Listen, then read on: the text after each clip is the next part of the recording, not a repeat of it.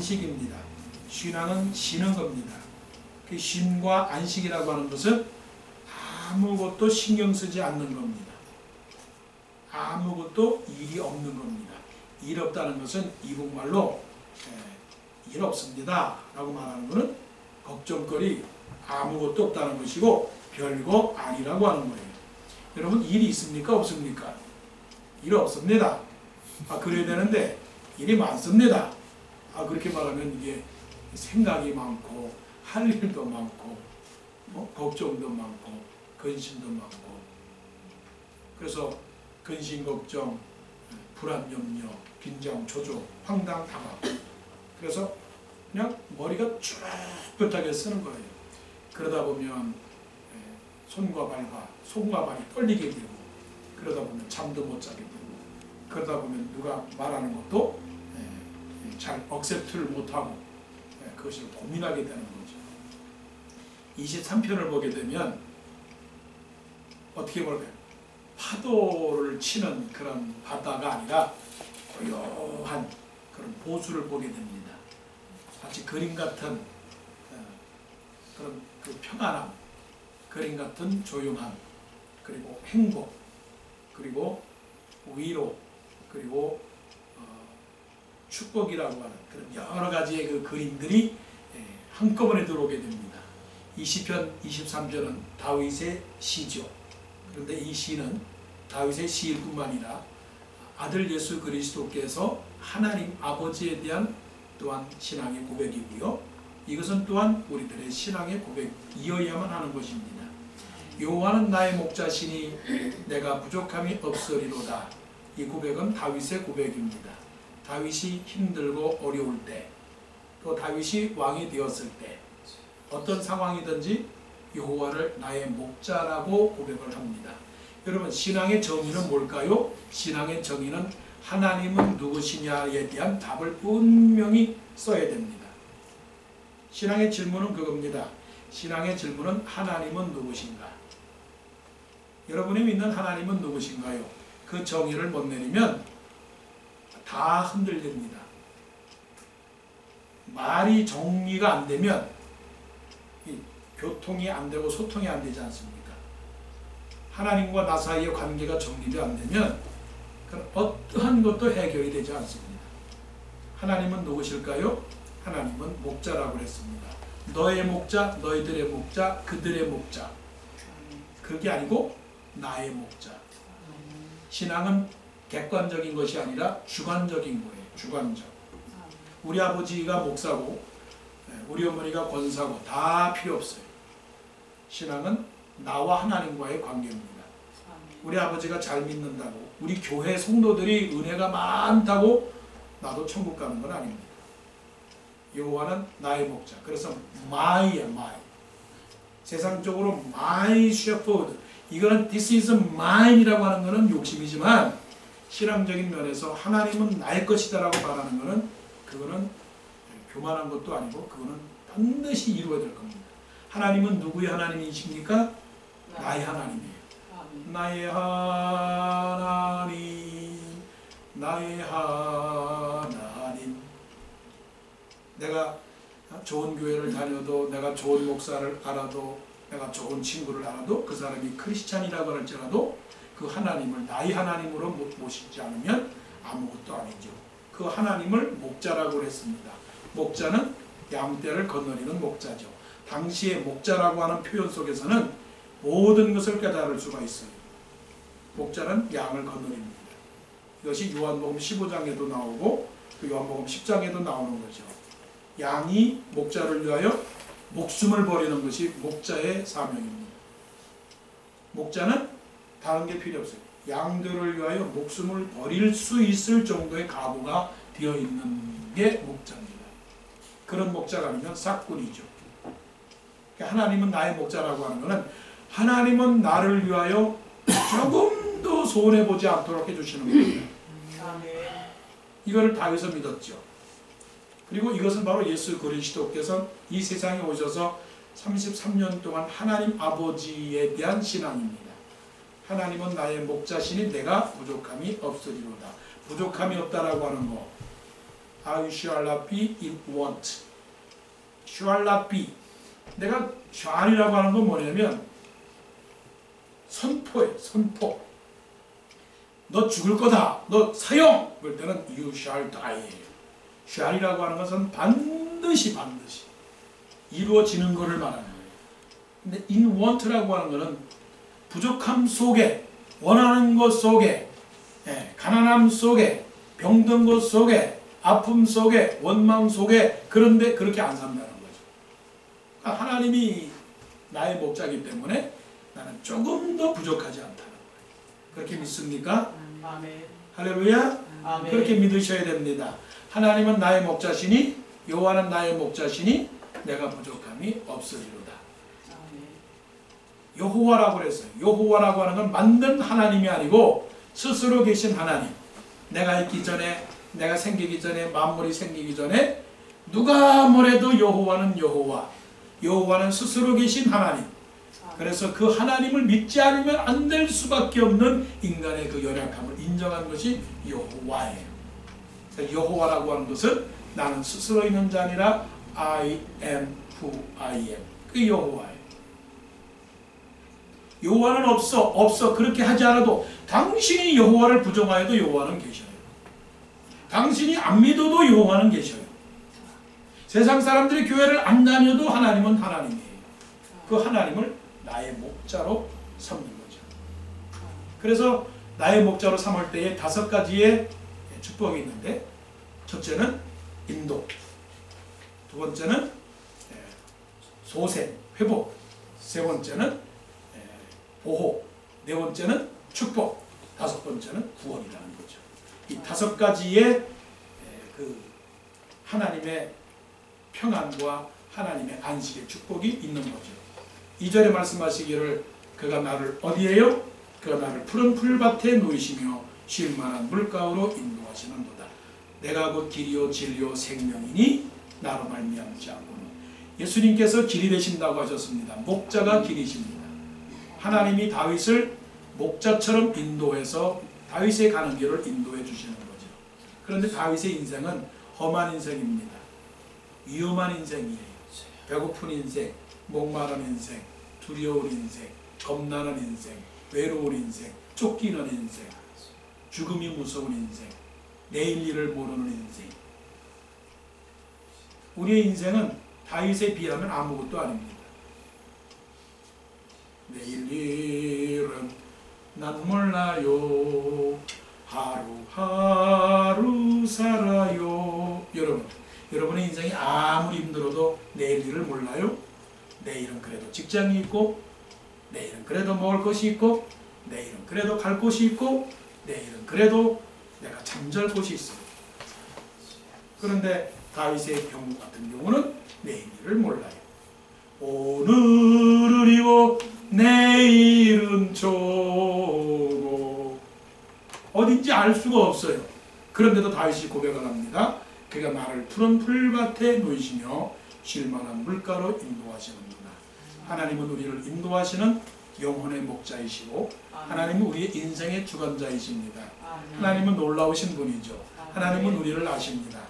내가 너를 사랑하노라. 내가 너를 존귀한 사람으로 여기노라. 너가 너를 보배롭게 여기노라. 네가 물가로 지날 때에도 빠지지 않게 하며 강을 지날 때도 침몰치 못할 것이며 네가 불 가운데로 타지 못할 것이며 불꽃이 너를 사르지도 못하리라. 하나님께서 이스라엘 백성들에게 이사야 선지자를 통하여 베풀어 주시는 그런 말씀입니다. 우리가 어디로 가든지, 우리가 무엇을 하든지 결코 두려워할 것은 없습니다.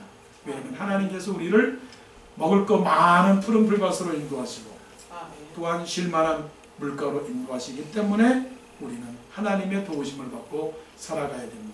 시편 80편에 보게 되면 이렇게 말씀을 했습니다. 요셉을 양떼같이 인도하시는 여호와 하나님. 요셉을 양떼같이 인도하셨다고 그랬어요. 요셉의 인생이 얼마나 불쌍한 인생인가요? 노예 생활했습니다. 미움을 받았습니다. 누명을 썼습니다. 감옥에 갔습니다. 종살이를 했습니다. 고향을 떠났습니다. 그게 하나님의 인도하심인가요? 우리는 때로는 원망할 수가 있습니다. 이것이 무슨 내 인생이야? 이렇게 사는 것이 무슨 축복이야. 이렇게 산다고 하나님께서 나를 인도하셨다고 내가 고백할 수 있어? 그렇게 할 수 있습니다. 그러나 요셉은 하나님께서 함께 하시니 요셉을 형통케 하셨다라고 말씀을 하신 거죠. 그러니까 하나님을 사랑하는 자, 곧 그 뜻대로 부르심을 입은 자들에게는 모든 것이 합력하여 선을 이루리라. 나를 푸른 풀밭으로 인도하신 하나님을 믿으시기 바랍니다. 내 삶이 물가로 인도하시는 것을 믿으시기를 바랍니다. 아멘. 인도하심입니다. 3절에 말씀하시기를 내 영혼을 소생시키시고 자기 이름을 위하여 의의 길로 인도하시는 도다. 예수 그리스도는 우리와 같이 똑같은 사람으로 이 세상에 오셨습니다. 우리에게 있는 대제사장은 우리의 연약함을 체휼하지 아니하는 자가 아니요 우리와 같이 고난을 받은 자로 돼 죄는 없으시니라. 우리와 같이 고난을 받은 자로 돼, 고난을 받은 자로다 라고 하는 것은 고생을 했다는 것입니다. 예수님도 배가 고팠고요, 예수님도 피곤하셨고요, 그리고 예수님도 십자가를 지셨습니다. 십자가를 졌는데 어떻게 십자가를 지셨을까요? 그렇지 않습니다. 광야 생활, 광야에서 40일 동안 금식 기도하실 때 나는 예수님이다, 나는 하나님의 아들이다, 40일까지 그 기도 뭐가 어려워? 그냥 뚝딱 했을까요? 그렇지가 않아요. 예수님도 시험을 받으셨습니다. 3가지 시험입니다. 돌로 떡덩이가 되라, 그 다음에 나한테 저 성전 꼭대기에서 떨어져 내려라, 그 다음에 나한테 절을 해라. 이 3 시험을 받으셨습니다. 여러분, 우리가 시험을 받을 수가 있어요. 사람의 시험도 받을 수 있고요, 재물의 시험을 받을 수가 있고요, 그리고 관계의 시험, 여러 가지 시험을 받을 수가 있어요. 시험을 받는 제일 좋은 장소는 어딘지 아세요? 교회예요. 교회가 시험을 받는 최고의 보금자리입니다. 그러니까 시험을 받고 상처를 받으려면 교회 나오면 됩니다. 세상 사람들은 그래도 배포가 커가지고요, 넓은 마음으로 다 이해하지만 교회 사람들은 속이 좁아가지고요, 오직 하나만 합니다. 오직 하나만 하는 건 뭘 알아요? 하나님만 알아요. 그러니까 세상을 몰라요. 그러니까 세상 얘기하면 잘 이해가 안 돼요. 세상적으로 얘기하면 교회 사람들은 신앙적으로 생각하기 때문에 그걸 억셉트를 못한다는 거예요. 좋은 점도 있고 나쁜 점도 있어요. 시험을 받을 때 어떻게 해요? 다윗도 시험을 받았거든요. 그럴 때 하나님께서 다윗을 내 영혼을 소생시키시고 자기 이름을 위하여 의의 길로 인도하시는도다 라고 그랬습니다. 자, 날마다 하나님께서 우리의 영혼을 어떻게 해요? 회복시켜 주셔야 됩니다. 세상에 강한 자가 없습니다. 세상에 튼튼한 자가 없어요. 나 교회 20년 30년 왔으니까 걱정 없다. 천만의 말씀입니다. 세상 말로 한 방에 다 날아갑니다. 태풍 한번 불어보세요.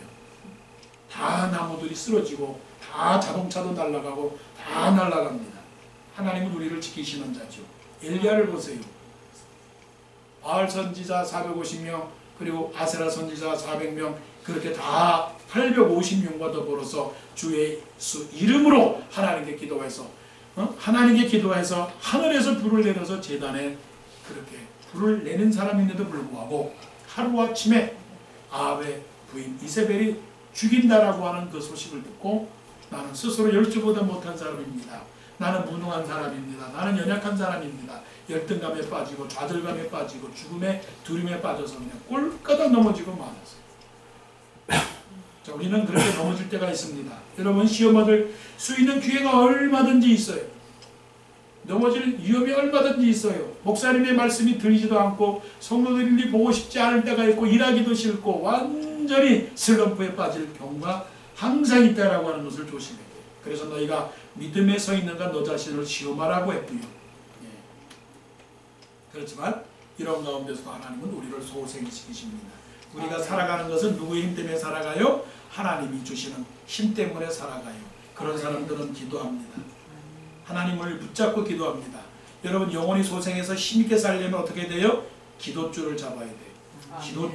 기도줄을 놓치면 숨이 끊어지는 겁니다. 어떤 경우에도 물론 말씀도 중요해요. 말씀도 중요하지만 기도줄을 딱 잡아야 돼요. 이 기도줄을 잡으면 최소한 산소는 공급이 돼요. 산소는. 하나님, 나 살기 힘듭니다. 하나님, 누가 밉습니다. 하나님, 누가 원망스럽습니다. 못 살겠습니다. 그러면 어떻게 해요? 너 예수께 조용히 나아가 내 모든 짐 내려놓고 살기 싫고 힘들고 모든 거 어떻게 해요? 예수께 내려놓고 기도하는 겁니다. 자, 4절 내가 사망의 음침한 골짜기로 다닐지라도 해를 두려워하지 않을 것은 주께서 나와 함께 하심이라 주의 지팡이와 막대기가 나를 안위하시나이다. 지팡이와 막대기, 뭐 지팡이는 뭐고 막대기 그게 중요하지 않아요. 지팡이는 안위하는 거고 막대기는 때리는 거라고 그러는데 부티에 그렇게 할 필요는 없어요. 목자가 지팡이를 갖고 있어요. 자, 사자가 달려들어옵니다. 곰이 달려옵니다. 그러면 뭐 막 이게 뛰치는 거죠, 그죠? 네. 이게 뭡니까? 죽음에 대한 두려움입니다. 예수 그리스도의 뭐예요? 예수 그리스도의 부활을 말씀하는 겁니다. 어두운 가운데서 빛을 발하고 실패 가운데서도 성공이 있고 깨진 가운데서도 다시 세워지게 되는 다윗은 항상 사망의 음침한 골짜기로 다녔죠. 자, 우리는 신앙생활이 죽는 겁니다. 신앙은 뭐라고요? 죽는 겁니다. 신앙은 희생입니다. 신앙은 번제입니다. 신앙은 엎드리는 거고 신앙은 낮아지는 거예요. 신앙은 포기하는 거고 신앙은 버리는 거고 신앙은 희생하는 겁니다. 그래서 이것이 자기 십자가입니다. 아무든지 나를 따라오려거든 자기 십자가를 지고 내가 죽지 않으면 그 사람이 죽어요. 세상은 내가 살기 위해서는 그 사람을 죽여야 됩니다. 내가 많이 얻기 위해서는 다른 사람의 것을 뺏어야 됩니다. 그렇기 때문에 거짓이 있고 그렇기 때문에 부정이 있고 그렇기 때문에 사기가 있는 거예요. 신앙은 그런 하나도 없어야 돼요. 자, 따라하시면 내가 죽고 말지. 시작. 내가 죽고 말지. 이게 신앙입니다. 예수님께서 이 세상에 오셨을 때 이 세상에 오직 예수님만 의인입니다. 세상을 보니 다 죄를 지은 사람이에요. 그래서 모든 사람이 죄를 범하였으며 하나님의 영광에 이르지 못했어요. 하나님께 가까이 하지 못했는데 오직 예수 그리스도만 하나님 아버지께 가까이 가는 거죠. 그랬을 때 예수님께서 세상을 보시고 뭐라고 했겠습니까? 이 더러운 세상아, 이 죄악 많은 세상은 그렇게 정죄했나요? 그러지 않았어요. 그리고 너희들이 죽어야지 내가 왜 죽니? 니들이 잘못되지 내가 잘못됐니? 너희들이 나와서 나에게 엎드려야지 내가 너희들한테 가서 엎드려야 되겠니? 그러지 않았습니다. 우리의 삶의 태도는 어떤가요? 내가 잘했지 네가 잘못했니? 내가 잘했지 내가 잘했지 네가 잘못했잖아. 내가 높이 있지 네가 높은 사람이니? 그렇게 말하죠. 근데 예수 그리스도는 죽음을 통과하셨어요. 죽음을. 여러분 죽음의 터널을 통과하여야 뭐가 나와요? 생명의 영광이 나오게 되는 겁니다. 눈물의 빵을 먹어보지 아니한 사람하고는 인생을 논하지 말라고 그랬습니다. 눈물의 빵을 먹어본 사람이 인생을 아는 겁니다. 우리 언젠가 교제하면서 어떤 분이 이렇게 말씀하셨어요. 부잣집 아이들은 눈치를 안 본다고. 가난한 집의 아이들이 눈치를 본다고. 그거를 긍정적 차원에서 한번 생각을 해보세요. 부자인 마음, 높은 마음, 교만한 마음은 다른 사람을 생각하지 않아요. 고통을 몰라요. 배고픔을 몰라요. 그래서 마음이 항상 교만해요. 그래서 모든 것들을 어떻게 봐요? 다 높게 봐요.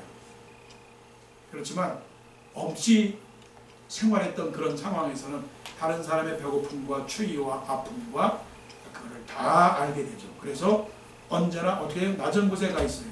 병든 자 돌아보고 아픈 자 위로하고 실패한 자 어떻게 해요?